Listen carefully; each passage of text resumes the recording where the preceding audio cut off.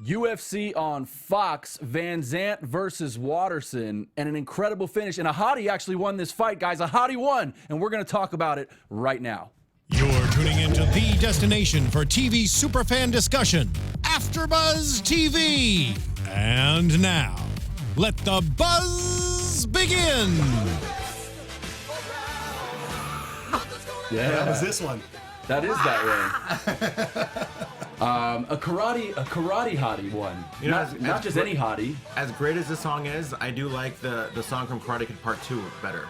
What is that? Peter Cetera, Glory of Love. Oh, yeah. I am a man who will ahead, fight George. for your honor. Go ahead, George. Come on, man. We should have played that song instead. No. That is awesome. Yeah, this one's the one everybody knows, but that one's legit too. Welcome everybody. Welcome to AfterBuzz TV's coverage of UFC on Fox 22, Vanzant versus Waterson. This was a good card, guys. I mean, UFC hasn't really disappointed. Even though the star power in the company sometimes wavers with injury, what we saw in the last 2 to 3 cards that have been on pay-per-view or on Fox or on FS1 is we've seen great fights day in and day out, right? Yep. I agree. Continuing. I agree. Yeah, it was a good fight. I mean, all the fights. None of these fights kind of resulted in injury pre-hand like the last show. As great as that main event was, we can talk about that too maybe later on after we talk about UFC on Fox, because I know we haven't been here in a while, but we haven't, and that's actually that makes it. We've been talking about. But that just means we have a lot more to talk about today. So much to talk about, including introducing everybody that's sitting up here. My name is Christian Cole. I am your aficionado of MMA. I do MMA ring announcing. I do pro wrestling commentary. I do a lot of stuff. I sell houses. I'm a real estate on the agent. side. I do commercial real estate. I'm helping a big. Well, that was you that I saw on the bus bench. I'm the guy who has like, my face on my business card. Like, well, I'm that guy. You saw him on the bus. You were on the bench and he was driving the bus. Pretty much. No, I just. Do you go? I was. Do you go a la I love you, man, and put your face on the urinals? No, everybody can see you there. That's like total complete. You know. Yeah, that would be all in. Yeah, that's all in. I will guarantee though, if I saw somebody's face on a urinal, I'd call him to be my agent. Would you? Yeah. All right. Because I know he's gonna go that How extra much? mile. How much does a urinal cake advertisement you- cost in your world? How much does it cost in your world for just one urinal cake advertisement? How much is it? I don't know. Maybe like 1,000 for maybe like, $500 or something. $500. Maybe 50 cents a urinal. 500 toilets for $1,000. Yeah. Do you do the advertisement? No. I'm saying like to me like that's how much. If I was an agent, I would probably do that. I thought about if somebody's willing to let you piss all over them. Yes. Then that's the guy you want, That's right? dedication. Yeah, that's dedication. That talks about high class realty. I'm just saying. I'm letting you know. I'll buy a luxury house. Thank you. Yes. Ladies and gentlemen, to my left in the red shirt, it's hurting my eyeballs. It's Christmas. That is and Mr. it was Chris cold. Howard in the house. Chris, welcome to the show. Chris Howard.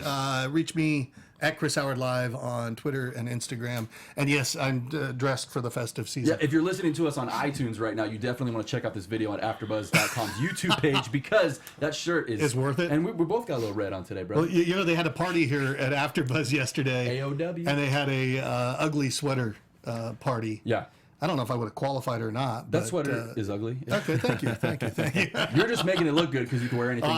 Sitting next to Chris Howard is my friend, a guy who's been sending me a lot of weird GIF texts recently for some reason, and your name is George Hermoza. Welcome to the show, You got George. it, dude. Yeah. You sent me a thumbs up of Michelle from Full House with saying, "You got it, dude," just because I told him I might be late. But that's always a good response instead of being like, pissed about it. Right. You dealt with it. It's good. Michelle from Full House. Can we talk about this main event fight that we saw? We'll go backwards from there. And then we're going to actually talk a lot today about what's to come in UFC. We have a big holiday month. A lot of us are going to be off for the holidays. We do want to cover the predictions, so to speak, for Ronda Rousey in a big test against Nunes. A lot of people having Nunes as the favorite. Nunes, whatever. Okay. I just call her Amanda. You call her Mandy? Yeah. Mandy Nunes? Yeah. So let's start off right hot with this Vanzant versus Waterson. What we saw in this fight was surprising to some, but not to others. Vegas had this as a pick'em, and a lot of people were surprised by seeing that. And ultimately, Waterson gets the win, and also took my heart during the time. Did she take your heart? She also captured my heart. I think she's just got a So boyfriend. you're over Misha Tate now that she retired. Now Misha Tate's retired. She's retired from my heart, and as for Waterson, she takes that spot. You have a new target for your affection. Yeah, she has this like sort of half Asian, Asian, like blue-eyed, like she's so gorgeous, right? She's like, I mean, I can So go you on don't with think that. Paige Van Zant's that hot anymore? Well, Van Zant's 22. I'm 32. I can't really, you know. Okay, got it. But Waterson's 30, man, and you know, I mean, my wife might be watching this. She's not my wife yet, but she might as well be. What did you guys see in this fight? Who was the most beautiful fighter, and how did Waterson get the victory here, guys? What happened? I mean, one thing that I've kind of not been upset on Van Sant is like I want to see a mean streak, but again, that doesn't necessarily mean success, you know. Right. But we see Ronda, we see her walk out, and just kind of like, whoa, like she's in for business. Serious, yeah. But you got Van Sant who's like dancing with Waterson at the weigh-ins. Well, that's cute and all, you know. That's kind of cute. That's precious. They were kind of going back and forth with the kind of little dance off. Yeah. Then you have her smiling to the cage, and it's like.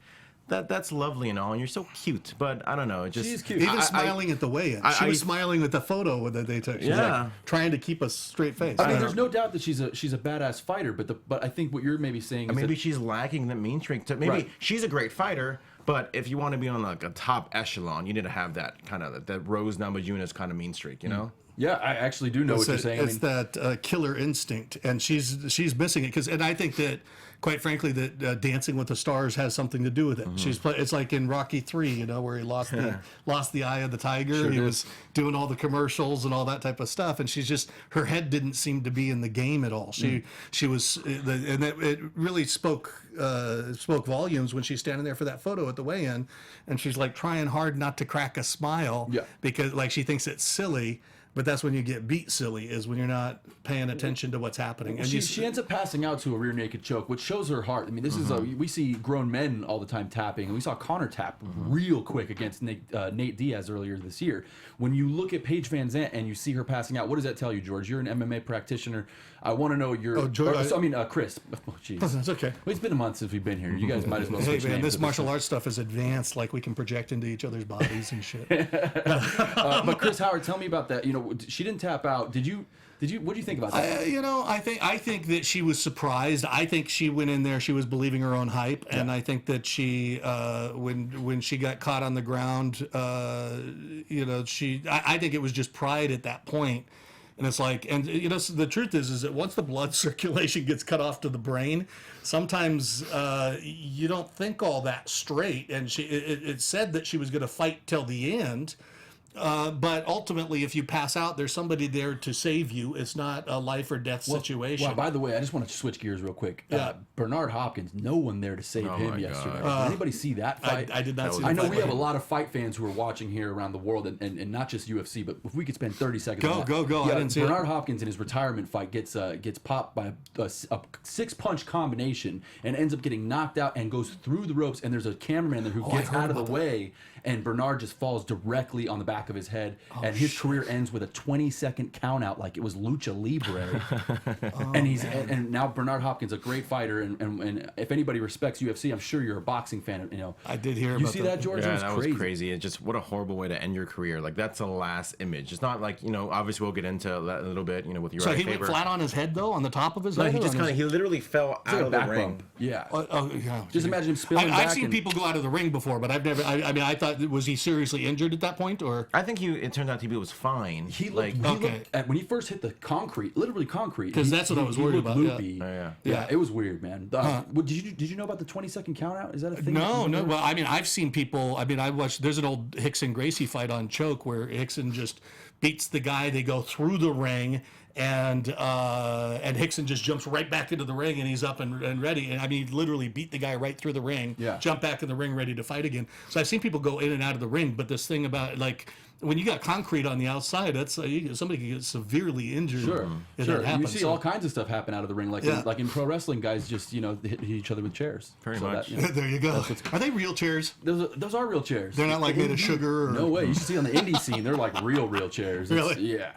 But I digress. Paige Van Zant gets a loss here in the end now of her sort of miracle run. She had that badass switch kick that we talked about here on AfterBuzz a couple months ago. When she fought Beck Rawlings, but nothing taken away from Michelle Waterson either, because she's former Invicta Atomweight champion. So she's somebody who's got the experience and maybe Van Sant lacks. Maybe it comes down to experience. Maybe it doesn't come down to the mean streak. Maybe it comes down to experience. Yeah, she's Waterson 30 years old. Experience, she's got 8 years on her. Yeah, she's got a lot of time in the game. Van Sant's still kind of relatively young and kind of maybe in her rookie years, if And you know naive. what I mean. I think naive with the Dancing of the Stars. She buying her own hype. 22 years old, rookie years. I think those two things got in her way. Because she has a great camp behind her. You know, she's with Team Alpha Male. She's got a great group of guys and athletes kind of surrounding her. So nothing in regard to her training. Okay, well, George, I want to know this. I mean, we live here in LA. You're an LA guy. I want to know, can Michelle Waterson? Oh, geez. Waterson. Jeez.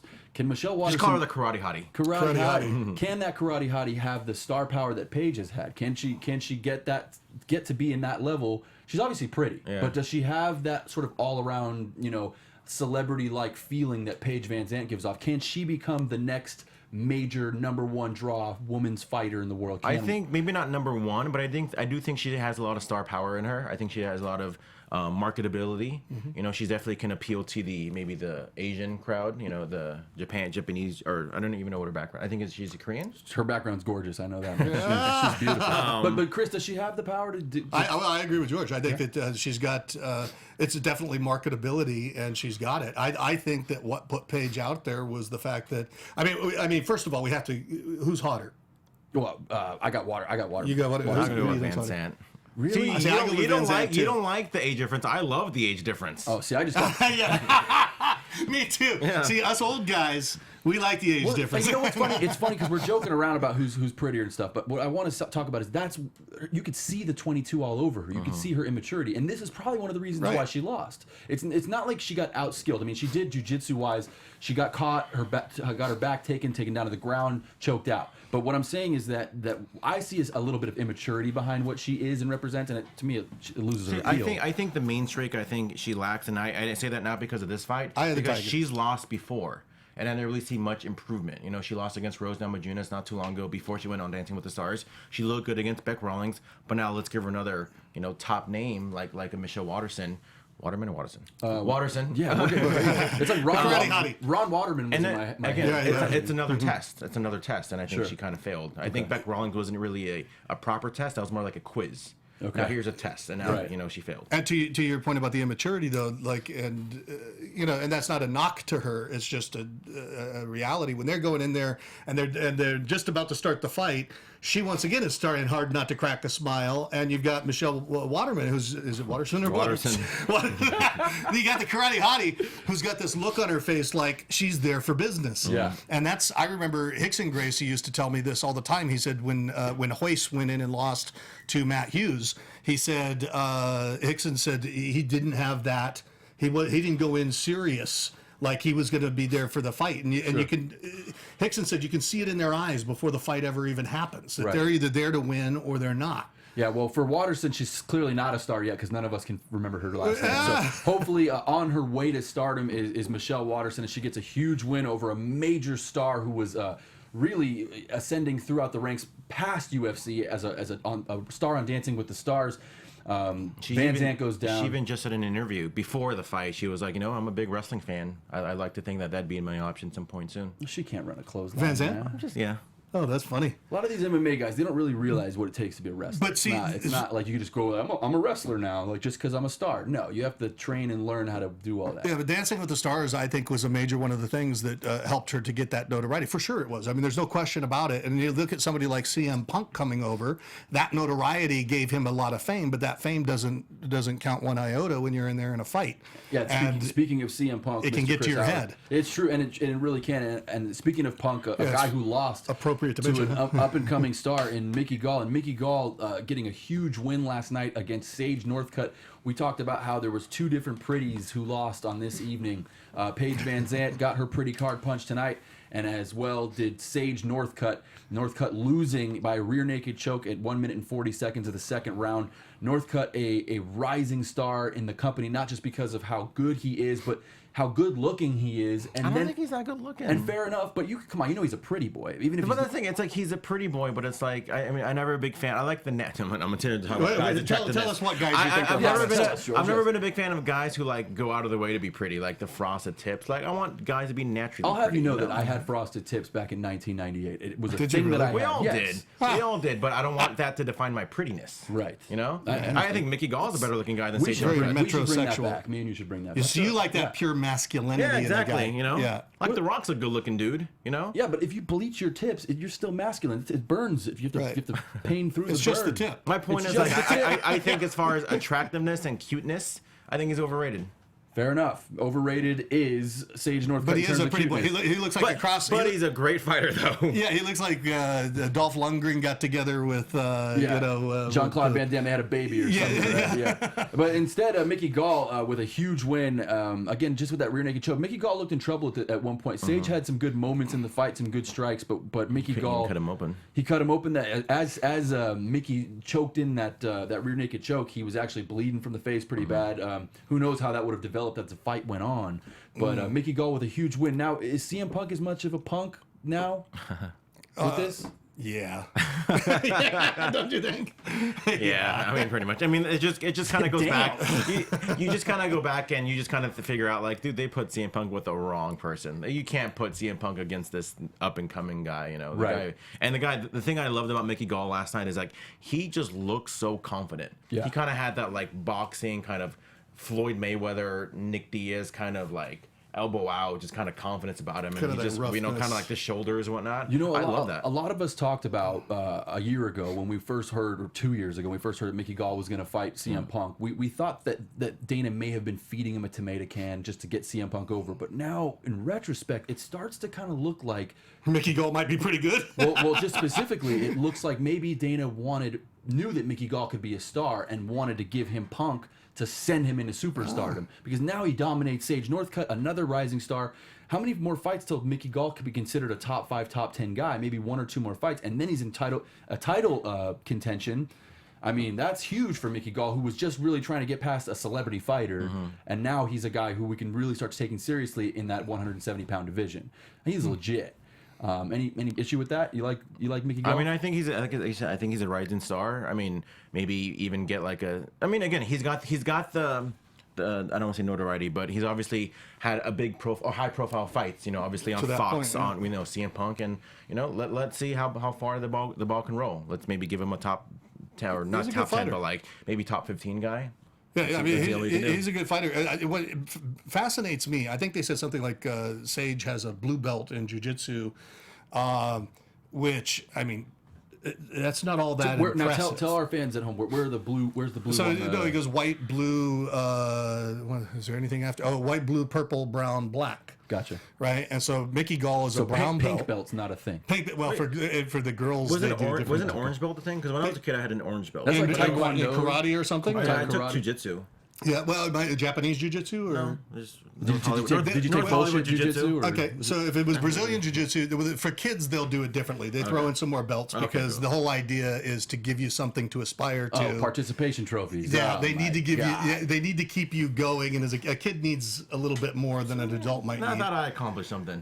Yeah, Man, Your whole life was a lie, killed man. Yeah, no. But blue I had belt- my orange belt literally right there on top of my. but blue belt's right after white. So Sage is fair. You know, he's really a beginner. Really, Yeah. He's got a little base knowledge, and it just kind of blows me away that there's people that are fighting at the top level of the game that have such holes in certain aspects of their game. Sure. And it's that to me is fascinating how they're able to do that. Because like a Mickey Gall, he's got a brown belt in jiu-jitsu. That's decent. I mean, there's world champion black belts that would put somebody like that to shame in, you know, in a matter of seconds. Now, Chris, if you have a no-gi school, if you're like an MMA modern school, do you earn belts in that way too? Do jiu-jitsu guys who work no-gi? A lot of people will cross-train. There are some schools that are just purely no-gi. We're just going to go no-gi.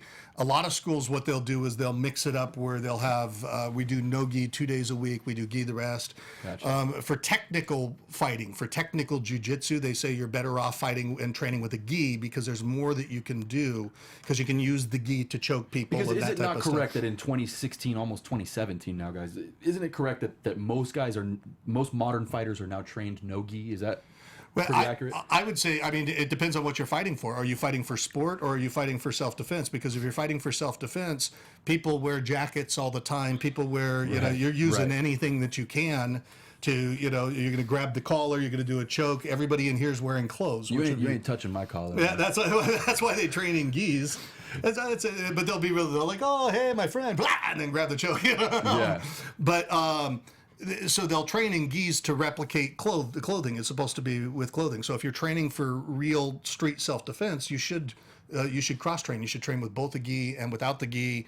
And like over at the Gracie Academy now, what they'll do is they'll train, which is also where what's his name trains, the karate fighter that's the Japanese karate fighter. Ralph Macchio. Ralph Macchio, exactly. No, the guy that we saw that beat he was one of the champions there for a while. Machida, yeah. Gotcha. Yeah. Sometimes I just need a little brain teasing.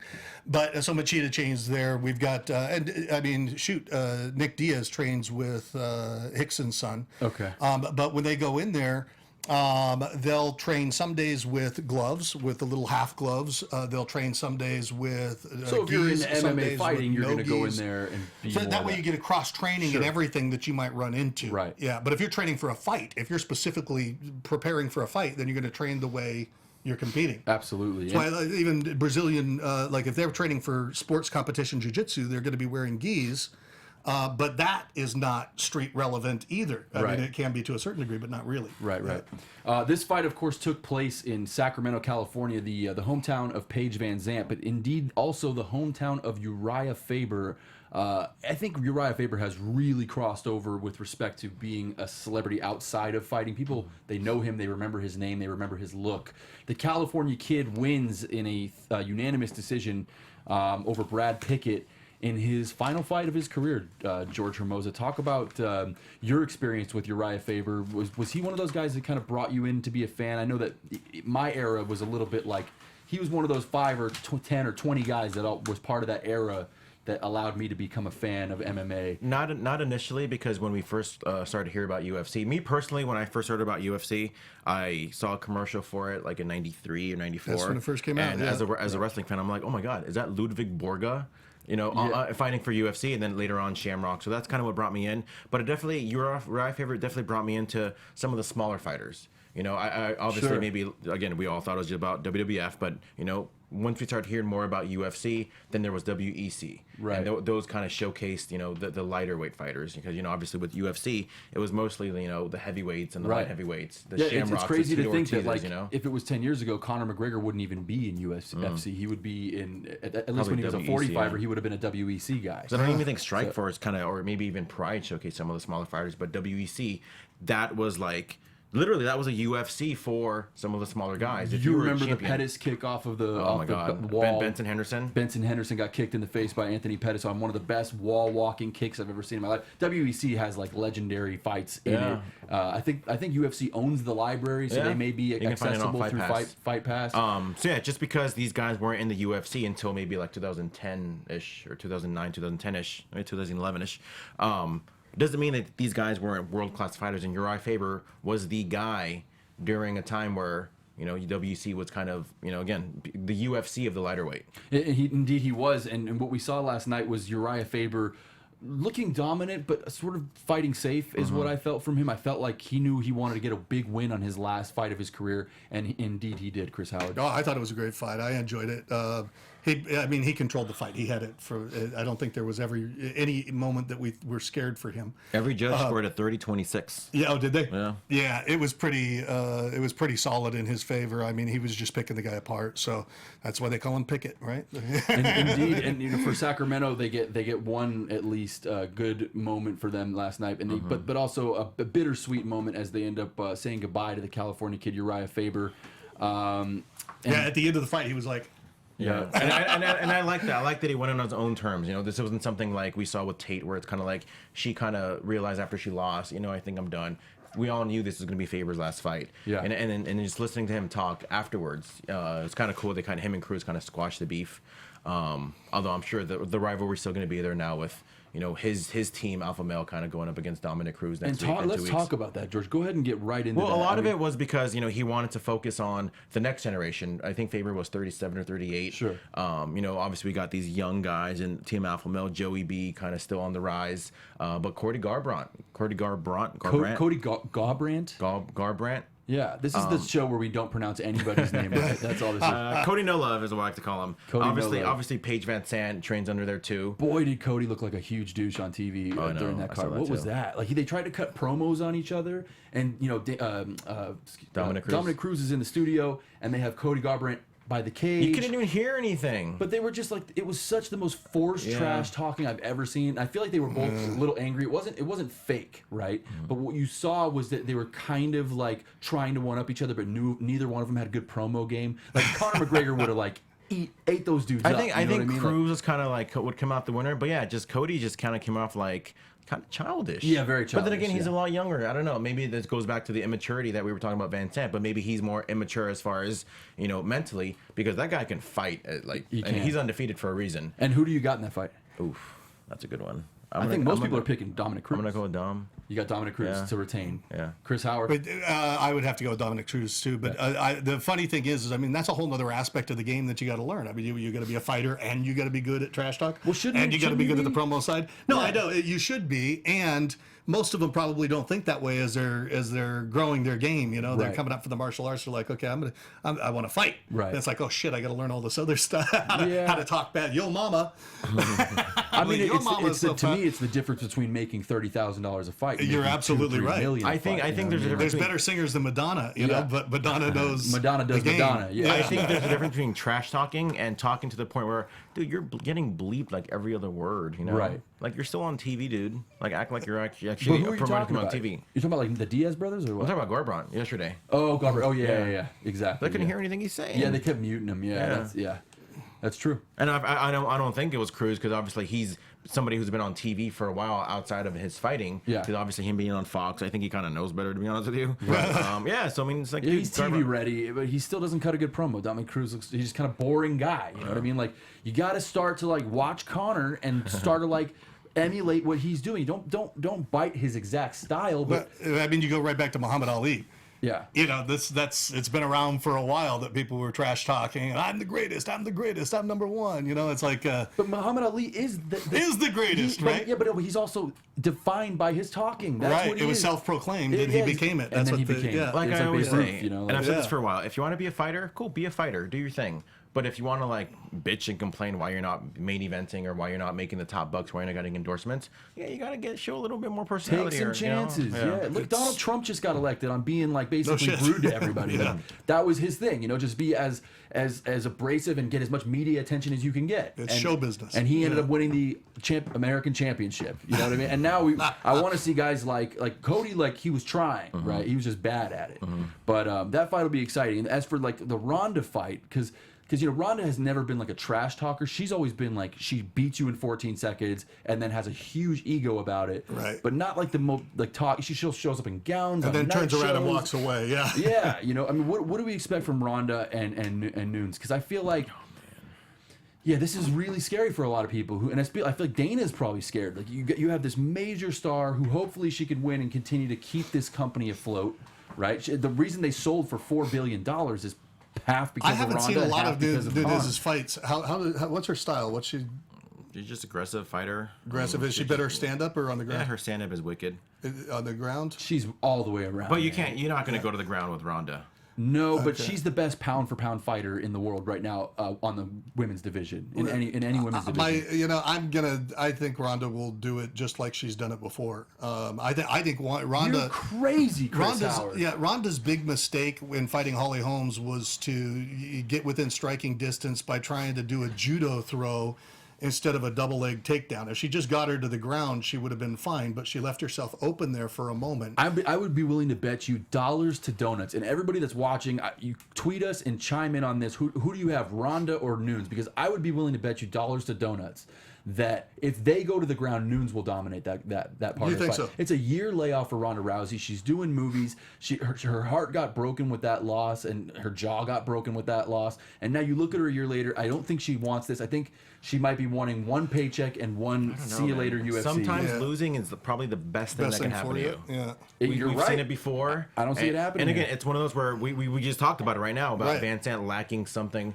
Ronda has it. Ronda has had it for a while. So you don't know. None of us maybe even know. Maybe we see it, but maybe none of us know just how much of a drive. Maybe that just driving her, eating her up, and all this. And she's just got to reset it. It's just ammunition. Yeah. It's all built in so she can just blow up in the ring. And or in the cage. Ronda's like a judo player. What they're really strong at is snapping on that submission fast. It's not that they're good at lengthy rolling around on the ground. That's not their. That's not what they're super expert at. Yeah, what they're good at is getting to the ground and taking you out and having it be done.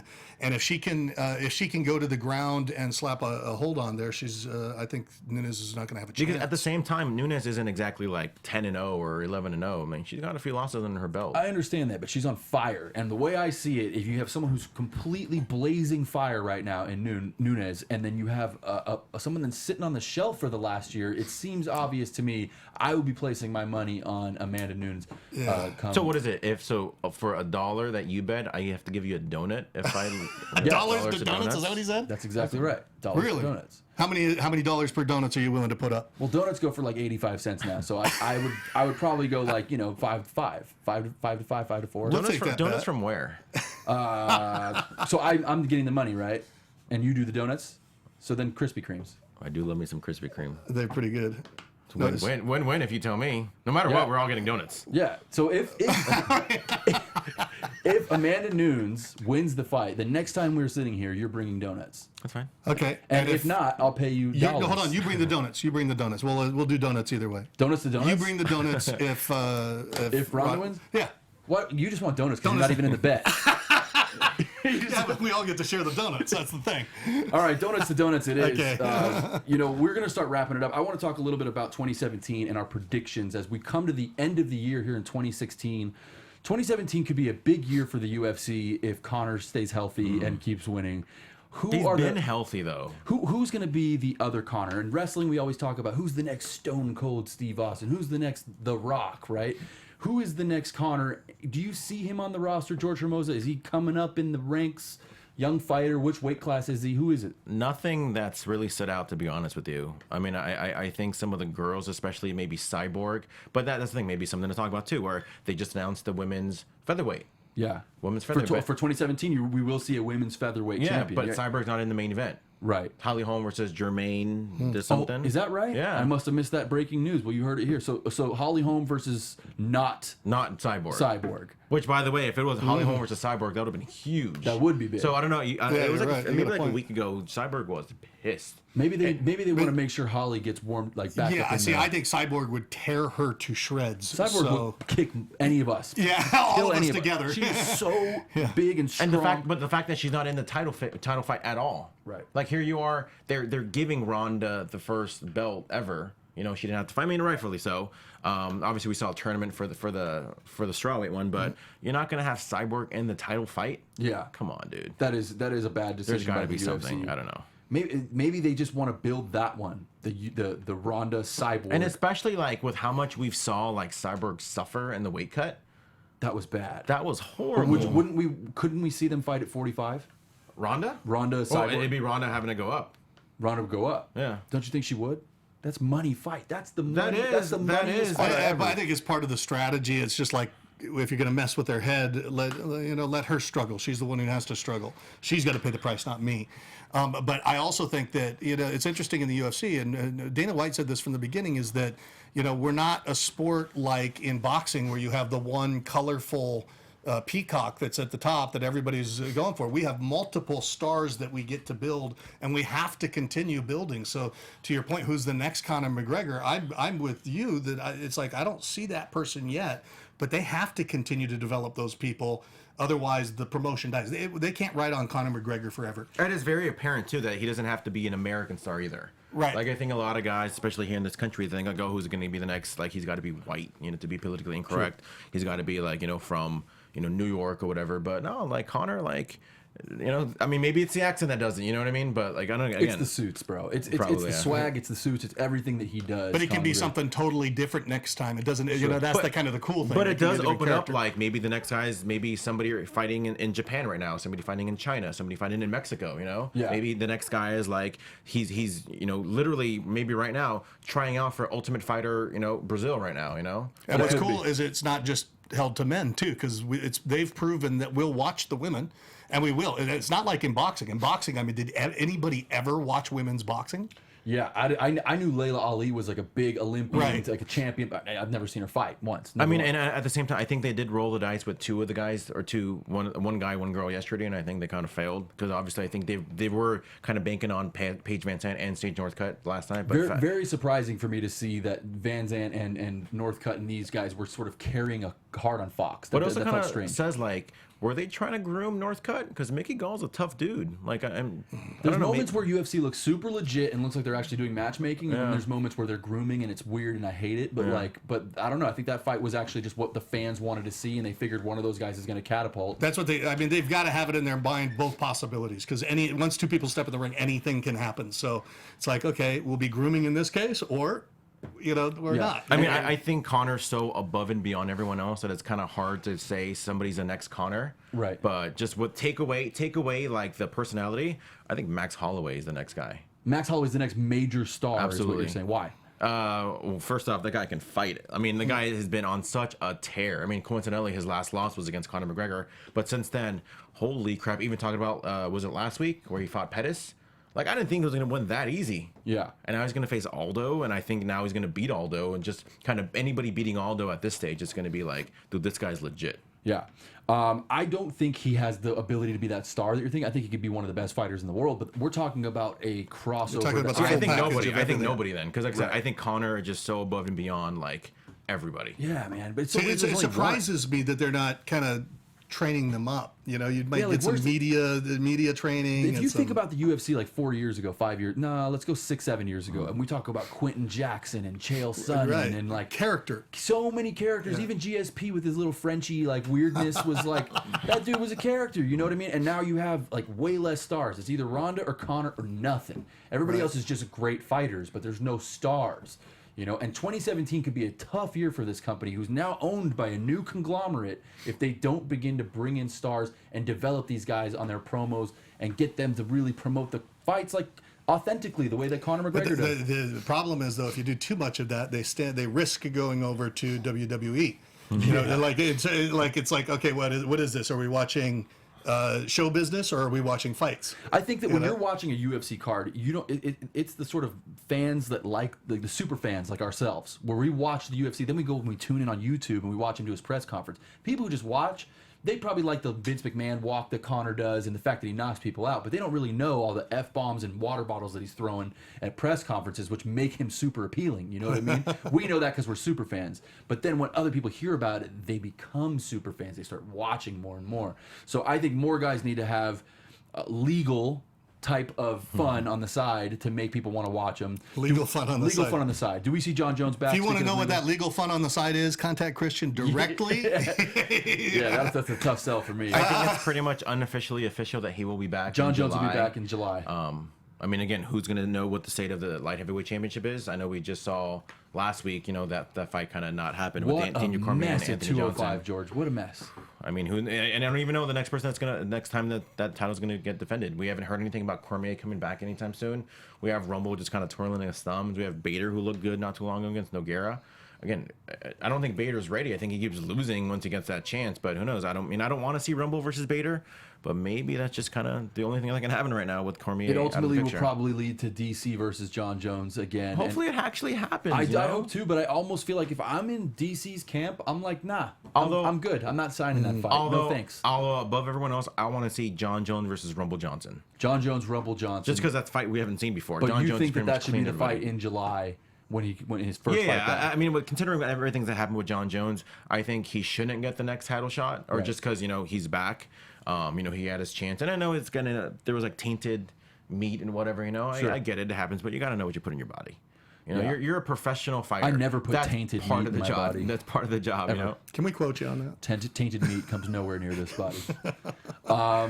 Just the last few minutes. Any predictions? Any wild predictions for UFC with the new ownership? Do we see the company going in a different direction over the There's next a 6 lot. months? I feel like there's a lot of unhappiness. Yeah. A lot of people are just talking about not, or quitting, or maybe not getting All things that these they wanted. unions are springing up here and there. Right. You know what though, the union, if there's unions springing up, and I hadn't heard much about that, but I think I saw something, that would probably be a good thing, because my sense is that the fighters really get the raw shake in the deals that they're doing, and they're the only game in town. They've got a monopoly. Even if you've got a Bellator or something else, the only place really to be fighting is UFC. My prediction for 2017 is Donald Cerrone will be the welterweight champion for UFC. You got Donald Cerrone. What happened to his eye? Did anybody ever figure this story It was out? makeup. Yeah, It was makeup? Yeah. But that's so strange because he like put less and less makeup to make it look like it was healing. It was makeup. You noticed that though, right? First one looked crazy, then he had like less makeup, then less. I saw that. I'm like, what the hell? And he's it looked rocking the like eye patch for like 3 weeks. Dude, he's looking good these days, dude. So Like- he probably can't talk about what it was. Probably a movie or something he can't talk about. Well, if it wasn't a movie, he could be throwing the other side for a, you know. I think he would just, hanging out with some special effects people Mess or around. some makeup people. That's what I think. Cowboy's a weird dude, man. But man, that guy can fight. He is really good. Like he's like everybody. And again, I've been saying like when he first moved up to welterweight, I'm like, dude, this guy killed it at 155. I think this guy's gonna be just as good as 170. And everybody's like, no, well, he's too small. The guy's a tall dude. Do we see Cerrone go up against Conor McGregor in 2017-18? If he wants to go back down, yeah. Yeah. I don't think Conor. You don't think Conor comes up? I think we've seen Conor not be able to come up With Nate? and be able to compete with a lot of the 170 guys. Yeah. I think Connor's going to want that 170 belt. Yeah. Right? He's going to want it. Yeah. Yeah. And so then he's going to want probably Cerrone because it looks like. Well, Wonder Boy and Woodley are probably going to fight again, hopefully soon. And Is that hopefully, going to be the immediate rematch? I think so. I think they already officially or Because it was a unofficially draw announced it. about a month or two ago. Yeah. They drew, and now we have a rematch between those two. And who's Penn coming back to fight? He's fighting now. You, Chris Howard. Oh, that's who BJ Penn is nah. fighting. Do we know the answer to that? Be careful, I don't tap. I think because BJ Penn was slated to come back this year, but then it didn't he's coming happen. back. Oh my god, I can't remember. It's right after Rousey. I think is the next one. Yeah, it's like on Fight Pass. I think. If you guys have the information about BJ Penn, go ahead and send us a tweet. Chris Howard, what is your Twitter? You can tweet me at Chris Howard Live on Twitter and Instagram. Okay, and for you, Mr. Hermoza? G Hermoza, GHERMOZA, Twitter, Instagram. All that good stuff. Sounds like M-O-U-S-E. M-O-Z. Shout out to all the fans who stick with us and watch this UFC coverage. Share it if you like it. Like it on YouTube. On iTunes, take your earbuds and give it to one of your friends and let him listen to it. Let's get this UFC movement going forward here at AfterBuzz. My name is Christian Cole. You can follow me at XJinCole. I'll be all over the place. Just follow me. And thank you for joining in. Thank you for tuning in. Thank you guys for joining me, man. It was All awesome. right, my brother. Badass. Cheers. See you guys later.